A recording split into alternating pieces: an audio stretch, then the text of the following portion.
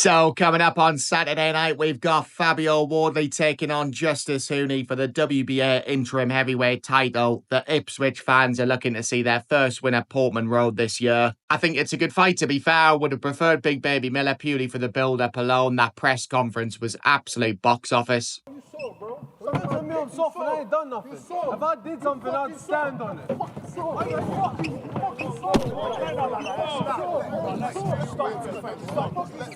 I made something, I'd fucking stand on it. If I did something, I'd stand on it. If I did it, I would stand on it. I ain't made no score. I didn't do shit. If I made it, I would stand on it. If I made it, I would stand on it. 10 times, cool. I would stand on it too. I would stand on it too. If I did it, I'd say it. I didn't make shit. What fucking song you think you heard? I didn't make nothing. Never. Yeah, lovely bloke, Big Baby Miller, the type of bloke you'd love your daughter to bring home. My God, what an absolute bellend. So yeah, Mr. Reliable has unfortunately had to pull out with a shoulder injury. Let's be honest, he's probably been injecting his eyeballs with steroids again. It is what it is. We've got Justis Huni. It's still a really good fight, and I think it'll deliver. So Fabio Wardley is 18-0-1 with 17 wins coming by knockout. Last time out, he literally punched a hole in Fraser Clark's face, stopping him inside a round. Brutal knockout, one of the scariest knockouts I have ever seen. Thankfully, Big Fraser was all right because that was one of those knockouts where you were really concerned about the fighter's safety, and he did get back up to his feet somehow. He tried his best to continue, but I mean, he was done, and Fabio completely and utterly destroyed him. And it was mad, really, because their first fight was so close. It ended in a draw. For me, it was the fight of the year for 2024. Wardley had Clark down in the 5th round with a straight right hand, and it looked like the writing was on the wall. It looked like Clark was about to get stopped. He came back, and to be fair, he fought out of his skin, showed the heart of a lion, and actually hurt Fabio numerous times later on in the fight. I added 6 rounds apiece, but 114-112 to Fabio with the knockdown and also with the point deduction for Big Fraser in round 7 for repeated low blows, so no problem at all with the draw.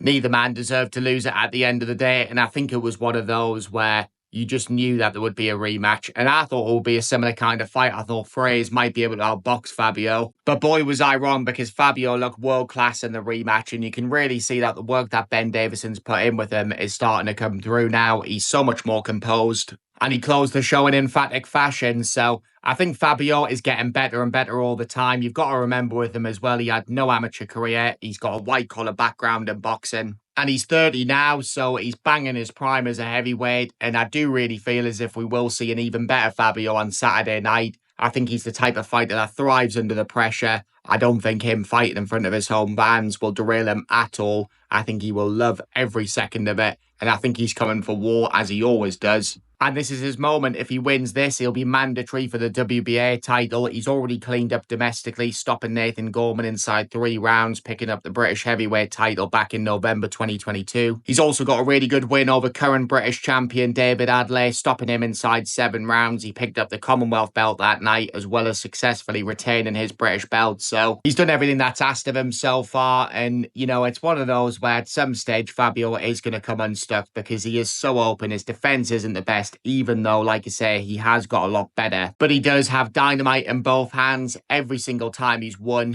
via knockout. He's not won the distance once. The one time he did go the distance, it was a draw against Fraser in their first fight. So expect nothing but an aggressive Fabio from the first bell. And when he hurts Huni and he smells blood, he will be on him like Jarell Miller on a needle. So Justis Huni is 12-0 with 7 wins coming by knockout. Last time out, he stopped Sean Portier inside 2 rounds. Decent win, but not the best opponent. Portier fought like he'd been on the sniff the night before. However, you can only beat what's in front of you. Huni's best win came against Kevin Lorena last year on the Knockout Chaos card. It was a really hard fight. He was nearly stopped in the 10th round. He was buzzed badly. But he did come through that. He got the win. That's the most important thing. He would have learned more in that fight than what he had done in all of his previous bouts. So he is getting better, Huni. He's 26. He had a really long amateur career, so he's far more experienced in that field than what Fabio is. technically very sound. He trains a lot with Jai Pataya, so he knows his way around the ring. And for me, he has to box and move. He would be a fool if he stands and trades with Fabio. He will get knocked out in no time. He's got a really good jab, Huni. I think he should use his lateral movement, use his footwork. And I do think he's got a good chance of outboxing Fabio if he can come through the first few rounds unscathed, but he's going to have to come through a lot of adversity. And Fabio is such a good finisher. When he gets Huni hurt, I believe he will knock him out. And the fact that Huni's already been hurt before, I know again, Lorena is a good heavyweight, but he's also been dropped in sparring. And I know sparring is sparring. It means absolutely nothing. But why is this video being leaked in the first place? And